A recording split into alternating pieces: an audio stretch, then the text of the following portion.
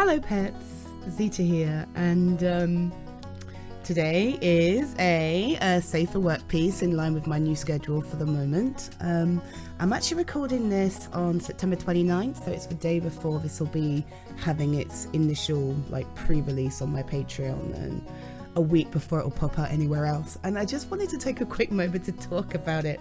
I've just edited it down, cleaned it up, and it's actually ready to go. So I'm just going to piece it all together now with a thumbnail and whatnot. But I just wanted to talk about it first.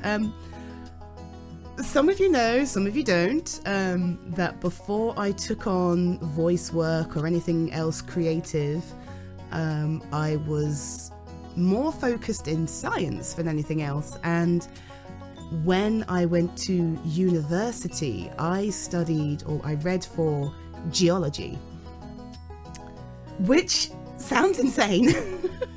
It sounds bonkers when you think about what it is I'm doing now and my career choices.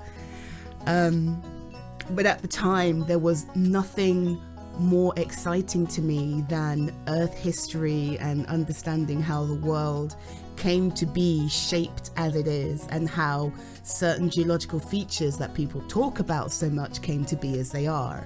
So that's what I did, and my fascination with Earth history as opposed to people history went on for quite some time. Some of you know this, some of you don't. And for the small cluster of you that do, and particularly it's happened on my streams as well, twitch.tv/Xyta Midnyte, if you weren't aware. People have asked me again and again, and I don't understand why, but people have asked me to talk about geology. And I considered it. I considered dedicating a stream to it. I considered, doing a kind of off-the-cuff extra audio or something. But it didn't quite feel right. Particularly dedicating a stream to it didn't quite feel right. So what I've done instead is today's audio piece. It's it's basically my character is preparing to give a short talk to is my phone going crazy? It's preparing to give a short talk to a bunch of primary school kids, and they end up talking with you, the listener, about what they're planning to do, and they end up going into a long rant about basic geological stuff, okay? So this isn't like the usual safer work story, piece that we'd kind of get. It's very much a standalone, and it's very much an opportunity for me to just scratch that itch that some of you seem to have, hearing me talk about what was a huge part of my life years ago, geology and studying. And I'm recording this intro just to say, on the surface, it might not seem like something that you're interested in, but give it a chance. And if you do, thank you. Would you be willing just to leave a comment or something, just something very small, very quick? I do not want to monopolize your time, but just something to give me an indication of whether or not this interested you. Because as I say in the audio piece, there is so much more I could say, and just preparing what I wanted to talk about before I started acting this piece, it kind of reawakened, if you like, that love for all things geological and historical. And I'm curious as to whether or not you guys are interested in that, because if it is, it's something I can revisit. If it's not, then I won't bother. But I am curious, so if you don't mind and if you have the time, I'd really appreciate a word or two on just, even if it was just, yeah, this is great, do more, or heck no, what on earth were you doing, no more of that, please and thank you. I would really appreciate that. Thank you so much. And now, on to the audio. I truly hope you enjoy it. Thanks, pets. Mwah. Okay, so if I mark down the 3rd, 5th, 7th period, I can then talk about this, and... Oh, hey. Hi. Oh, I'm just working on the presentation I need to give at the school next week. Yeah, well, it's only going to be a couple of minutes, but, it pays, so I'll take it. No, actually, I thought they would ask me about the voice stuff, but no, they asked me about the geology instead. I don't even know how they knew that I did that, but whatever. If that's what they want, I can do that. I'm guessing it's part of their geography section, which is weird because that's a completely different humanities subject, but I'm not going to go into that.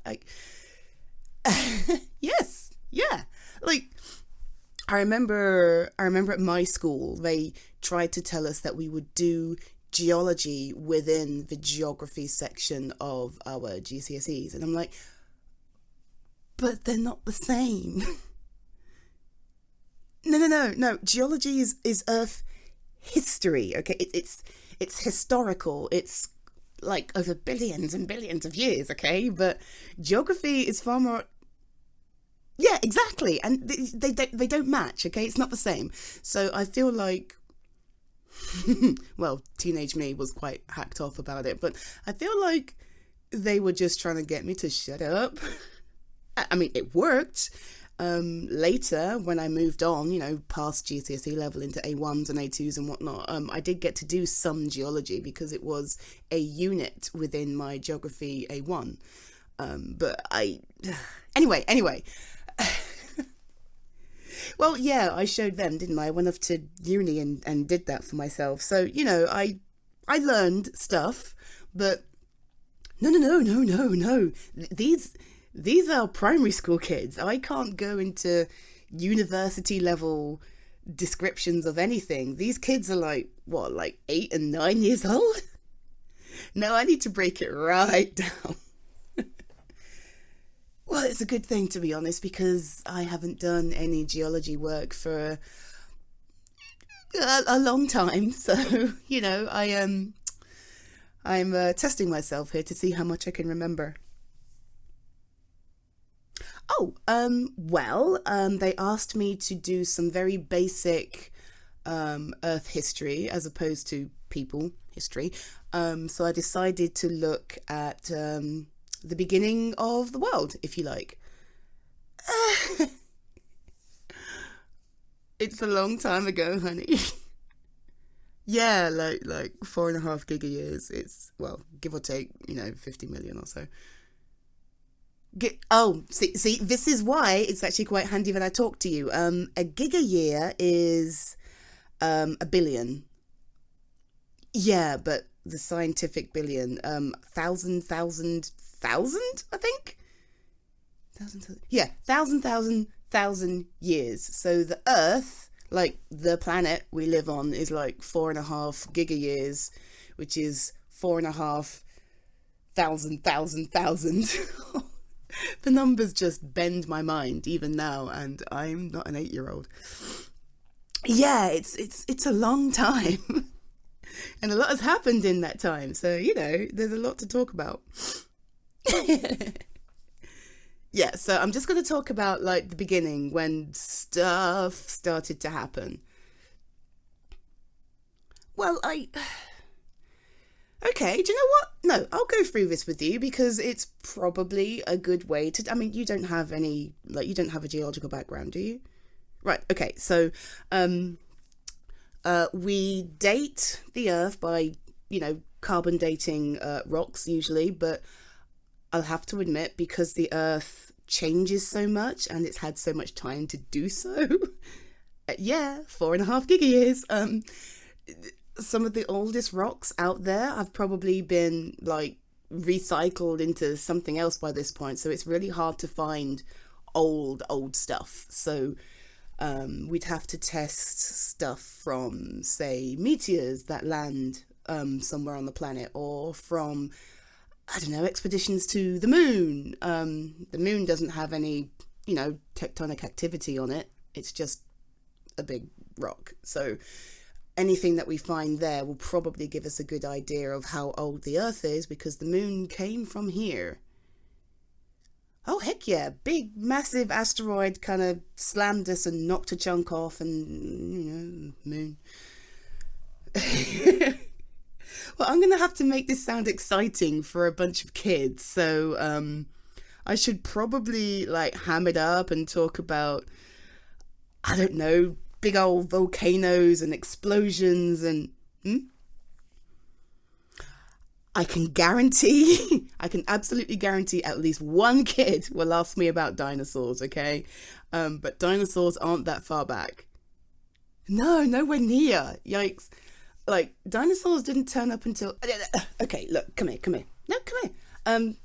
This is a very basic version of the geological time chart, okay?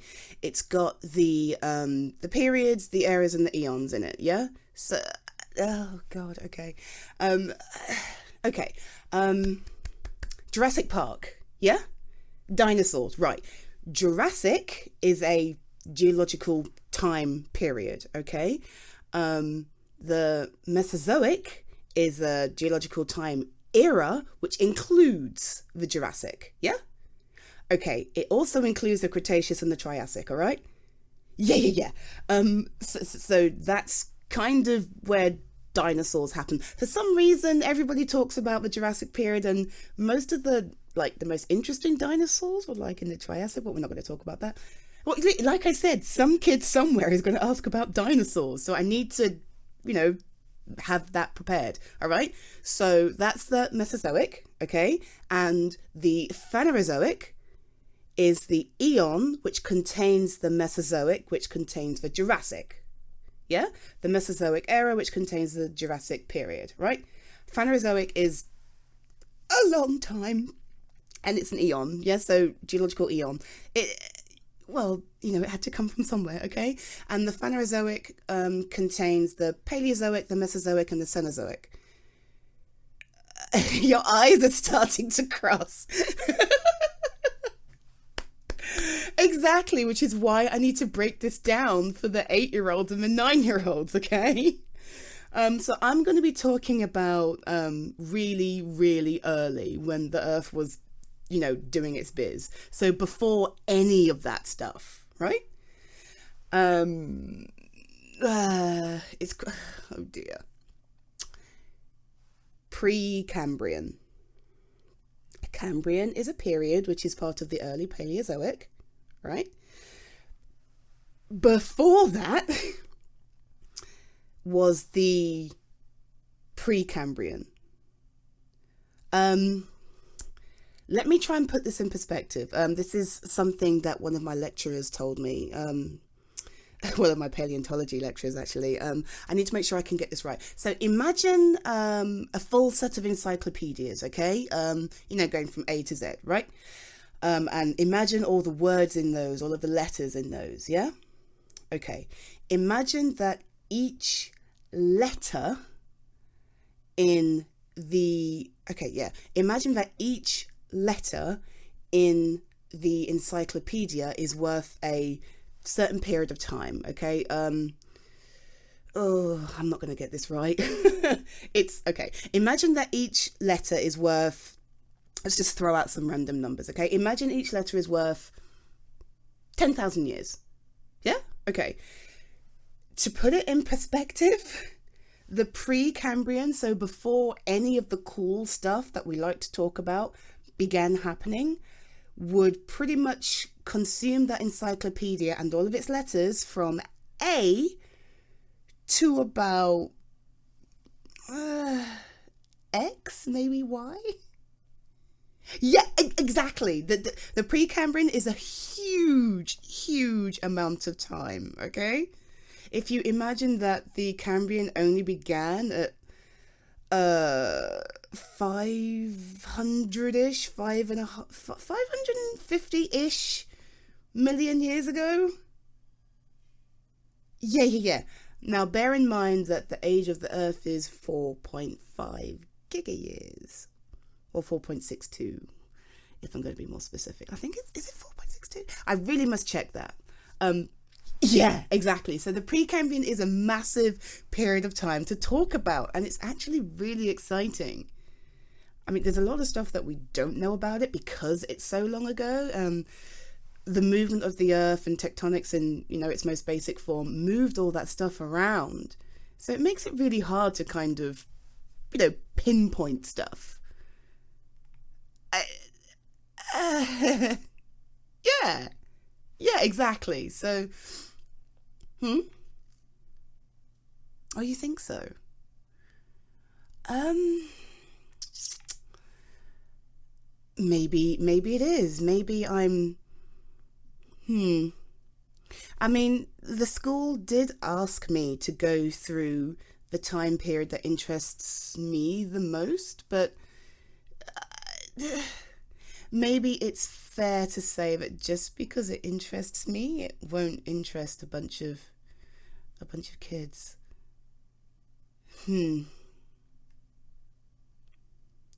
Okay, fine. Look, I don't know a ton about dinosaurs, all right? Okay, maybe maybe I should just go through the basics of how old the world is rather than trying to stick to a specific period. Maybe I should just talk about the time chart like I'm talking to you about it now. Yeah, and maybe then they can ask me about other stuff. Yeah. I mean, all of the stuff that I'm most interested in happened before people showed up.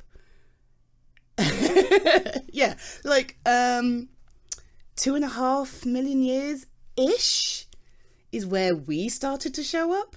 Ish. Yeah, 2.5 million. Okay. And then think 4.5 thousand. There's so much history before people showed up. Fine. Look, at the end of the day, all I want is to earn a bit of cash, I suppose. But more importantly than that, if I can excite one kid into being interested in, how the world was formed and how great geological features came to be, then that's a job well done, Okay, so when I was at university, I did a mapping project. I went to Scotland for mine, okay? And I did a geographical... See, I'm doing it now. I did a geological survey on the Isle of Skye. And what I was doing was plotting... think of it like a paint by numbers, okay? So I had a big old Ordnance Survey map, and I had to mark on that what was going on underneath all the dirt and the hills and the sheep and the pheasants, okay? I had to figure out what rock types were down there and what areas of the island that I'd claimed as my own were covered by those rock types, which would then in turn allow me to date those rock types, which would then in turn allow me to, figure out what era they were from. Yeah. And it sounds so nerdy. I'm such a geek. Oh, well, thank you. Thank you very much. It's been a while since I've been able to talk about this, but I don't know if my enthusiasm is amusing you, then I'll take it. But yeah, so I spent like 3 months out there mapping this area, and I only did maybe 4 kilometers square in the end. Yeah, I was knackered. You should have seen me by the time I was finished walking over those hills, buns and ass of steel, okay? I don't know what happened. Let's not talk about that. Look, I was 20 years old, okay? Yeah, and some time has passed between now and then, all right?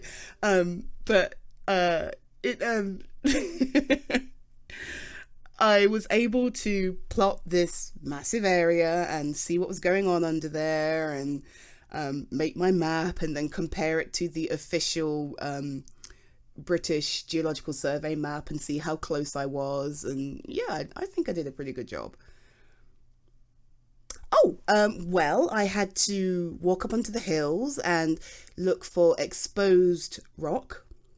And then I had to figure out if it was, a boulder or a stone, that had fallen from something larger, or if it was a huge piece that was going on underground. So as well as going over the hills and over the moors, there were a couple of mountains as well, and I had to go to those. Some of them, these were big mountains, okay? It took like half a day to get to the top of some of these. Some of them were not like part of the earth. Some of them were just very, very big boulders. So I couldn't use those in my survey. Well, no, because they had probably tumbled down from somewhere else and then just landed there. So I had to ascertain if it was in situ, if it was not, if it had come from somewhere else. I had to figure out if it was part of the ground beneath me, or I'm trying to use terminology that makes sense to the lay, all right? Normally I don't have to do that, or rather I didn't have to do that. Well, yeah, because I was surrounded by people who were doing the same thing that I was. Yeah, so I did the survey and I was able to see that a lot of it was actually, part of the makeup of the island, not just fallen rocks. There were a few, but they were quite easy to tell because they didn't match up with what was going on underneath. Yeah, occasionally I had to do some digging. God, carrying a shovel around was a pain in the backside, but carried a shovel around, did some digging, saw what the actual rock underneath was, then I could match that with what I was seeing on the surface and go, okay, well, this is clearly granite and this is a sedimentary piece. I can't identify it yet, but if this is granite and that's sedimentary, then these two don't match. Which one belonged here? Probably the granite, right? So this one, the sedimentary, probably came from somewhere else, right? Sedimentary, made up of bits and pieces of other rocks. Yeah. Yeah, like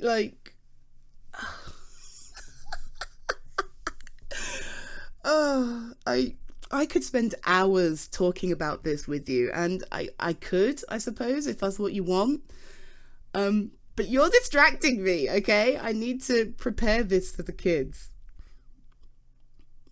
Do you know what? Fine, yeah, sure. Pull up a chair. No, I've got, let's see, I've got 1 and 2 and 3 pages of notes. Yeah, here we go. So, this is what I need to break down into something that I can deliver in 10 minutes to, do you know what? I think you're right. No, I just reminded myself, I've only got 10 minutes to talk to these kids. I couldn't even scratch the surface of the Precambrian. Okay, no, you're right. So we'll just go through the geological time chart, the basic version, which is just the Phanerozoic, and the periods within that, and we're not going to break those down any further, yeah? Okay. Yes. I tell you what, I'll keep making notes, and you can just hang out and ask me any questions, and I'll use those as the basis for streamlining and narrowing down what I talk about for these kids. I'm not a nerd. You're so mean. Fine. Do you know what? Nerd and proud. Earth nerd, okay? Look, just grab that book, okay? I need page number 89. Yeah. No, because it's another version of the time chart and I'm going to show it to you, okay? Oh, you think this is in depth? I'm going to blow your mind.